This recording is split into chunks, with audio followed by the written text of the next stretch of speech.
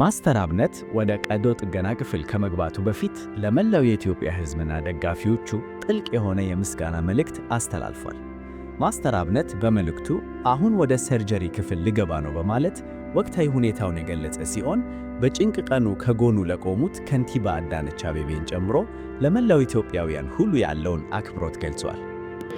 አሁን ወደ ሰርጀሪ ክፍል ልገባ ነው። በሁሉ መልካም ነገር ከጎኔ የቆማችሁ ኢትዮጵያውያንና ታላቅ የደግነት ልብ ባለቤቶች ሁሉ ምስጋናዬ ከልብ ነው።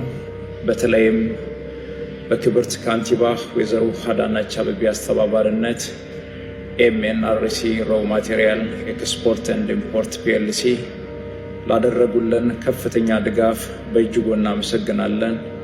ሁላችሁም ክብርት ካንቲባ ወይዘሮ አዳነች አቤቤን እንድታመሰግኑልኝ እጠይቃለሁ።